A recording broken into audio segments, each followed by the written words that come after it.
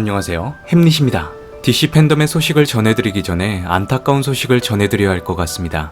다시 번지고 있는 코로나 바이러스로 인해 영화계가 다시 한번 주춤거리고 있습니다. 개봉을 기다리고 있는 영화가 수두룩하고 개봉일이 코앞에 다가와도 확진자의 증가로 인해 개봉을 연기할 수밖에 없는 것이 지금의 현실이죠. 앞으로 이 상황이 언제까지 지속될지 미지수이지만 영화계와 극장가에 큰 폭풍이 오고 있음이 확실시되고 있습니다. 흔한 데이트 코스이거나 친구들과 더위를 피하기 위해 극장에 찾을 수 없다는 것은 영화를 좋아하는 팬들에게는 큰 재앙과도 같죠. 이 상황을 조금 더 냉정하게 바라보자면 더 이상 천만 영화는 당분간 보기 힘들다는 것입니다.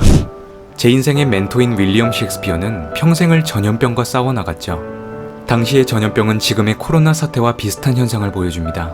500년 전 그때 당시에도 사회적 거리두기라는 조치가 이루어졌죠. 당시의 전염병은 경고도 없이 간격을 두고 돌아왔고 대규모 모임이 전면 금지가 되었습니다. 그렇게 셰익스피어의 막내 아들 햄넷은 전염병으로 죽음을 겪게 됩니다. 격리 조치가 이루어진 텅 빈 셰익스피어의 인생을 일컬어 잃어버린 시기라 지칭하게 되죠. 잃어버린 시기의 셰익스피어는 리어 왕과 맥베스, 로미오와 줄리엣, 자신의 죽은 아들의 이름을 딴 햄릿 등 현 시대에도 길이 남을 명작들을 써내려갔습니다. 이 작품들 속에는 전염병에 대한 경고와 메시지가 담겨져 있죠.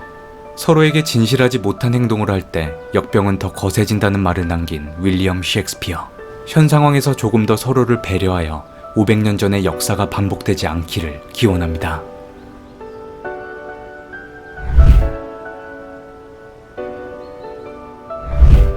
다음 소식은 DC 팬덤 소식입니다.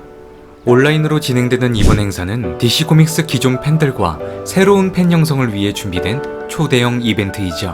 코로나 바이러스로 인해 밀려진 DC 코믹스 영화 소식들과 앞으로 제작될 DC 컨텐츠들을 접할 수 있는 행사입니다. 이번 행사는 한국 시간 8월 23일 새벽 2시부터 진행이 되죠. 한국어 지원까지 완비된 이 행사의 홈페이지 주소는 설명란에 게시해 놓겠습니다. 6개의 멀티버스로 구성된 이번 행사의 중요 포인트는 영웅의 전당 코너이죠. 나머지 행사들은 9월로 예정이 되어 있는 것 같은데 대부분은 드라마 콘텐츠와 애니메이션, 게임이 중심축을 이루고 있습니다. 영웅의 전당 첫 순서로는 원더우먼 1984입니다. 영화 원더우먼 1984의 감독과 배우들이 모여 영화에 대한 이야기를 25분 동안 진행하는 이벤트이죠. 개봉이 진작에 됐어야 했던 원더우먼이지만 계속되는 개봉 연기로 팬들의 아쉬움은 거셌습니다. 이날 원더우먼의 새로운 예고편이 공개가 되고 앞으로 진행될 데미스키라를 배경으로 한 드라마 이야기도 접할 수도 있다고 합니다. 원더우먼의 사이드킥 도나트로이가 드라마 타이탄에서 멋진 활약을 한 적이 있었죠. 다음 순서는 워너 몬트리올의 신작 게임 소식입니다. 아캄 오리진을 제작한 몬트리올은 이번 행사에서 새로운 게임 발표와 팬들과의 질의응답 시간을 갖는다고 하죠. 아마도 몬트리올에서 공개할 게임은 배트맨 코믹스 중 명작으로 손꼽히는 올빼미 법정이 될 수 있다는 이야기가 있습니다. 얼마 전에 몬트리올에서 공개한 의문의 티저 영상에서 올빼미 로고가 형성화되었죠. 고담 나이트라는 가제가 있기는 한데 아캄 시리즈의 후속작이 될지 리부트가 될지는 이날 확인이 될 것 같습니다. 다음 순서는 제 눈을 의심한 이벤트입니다. 바로 샌드맨 유니버스이죠. 확실히 DC 코믹스가 저스티스 리그 다크에 대한 준비를 확실히 하고 있는 것 같습니다. 영원 1족의 이야기를 다루는 샌드맨 유니버스는 사실 계획 단계에서 수차례 무산이 된 작품이죠. 2013년 조셉 고든 레빗이 연출과 주연을 맡아 큰 기대를 모았지만 제작사의 변경으로 2016년 중단이 된 프로젝트였습니다. 한간에는 넷플릭스에서 계약을 체결하여 제작된다는 소식이 있었는데 HBO Max가 모든 DC 컨텐츠를 끌어모으고 있어서 아마 드라마로 제작되지 않을까 싶습니다. 다음 소식은 10분가량 진행되는 영화 플래시입니다. 멀티버스와 연관이 되어 있는 플래시는 영화감독 안들레스 무시에티와 에즈라 밀러가 출연하여 앞으로 진행될 플래시 솔로 영화에 대해 소개할 예정이죠.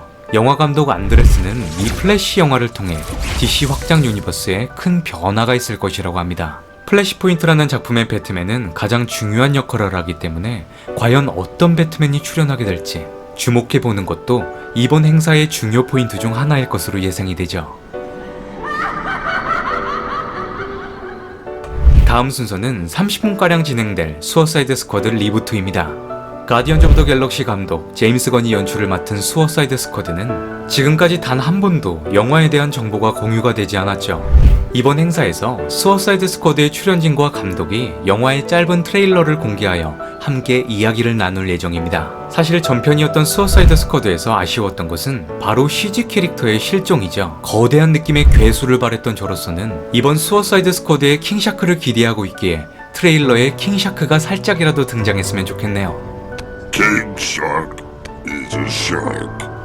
다음은 미공개 DC 코믹스 패널입니다. 이건 진짜 팬들의 머리를 터지게 할 생각인 것 같은데 맨 오브 스틸의 후속편일 리는 만무하고 콘스탄틴의 후속편이지 않을까 조심스럽게 추측해봅니다. 드디어 메인 이벤트인 스나이더 컷 저스티스 리그입니다.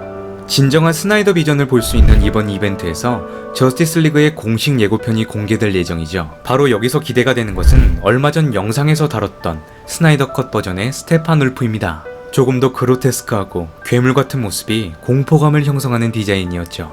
이번 예고편에서는 변경된 스테판 울프가 등장할지 미지수이지만 확실한 건 저스티스 리그의 메인 빌런 다크사이드가 등장한다는 것입니다. 다음 순서는 샤잠의 숙적 블랙아담이죠. 이 이벤트는 정말 오랜 루머 끝에 진실을 밝힌 드웨인 존슨이 참여하여 영화의 톤을 팬들에게 설명할 예정입니다.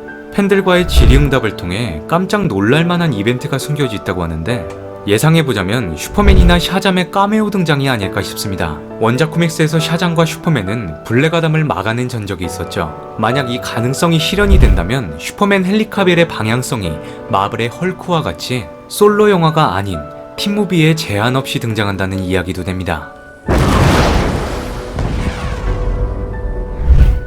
마지막 순서로는 맨 리브스 감독의 더 배트맨입니다. 30분 동안 진행될 이 이벤트에는 더 배트맨의 예고편과 함께 맨 리브스의 자세한 배트맨 이야기를 들을 수 있다고 하죠. 최근 더 배트맨의 소식에 의하면 GDPD와 캐드번이 드라마로 제작이 된다는 소식이었습니다. 만약 이 가능성이 실현이 된다면 고담의 여성악당들을 주축으로 이룬 드라마가 제작이 되지 않을까 조심스럽게 추측해봅니다.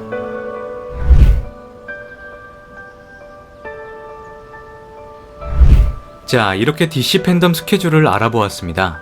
저 햄릿이 DC 팬덤으로 오랜만에 생방송으로 돌아오겠습니다.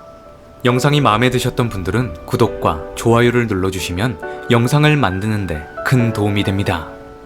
DC 팬덤의 시작, 이상 햄릿이었습니다.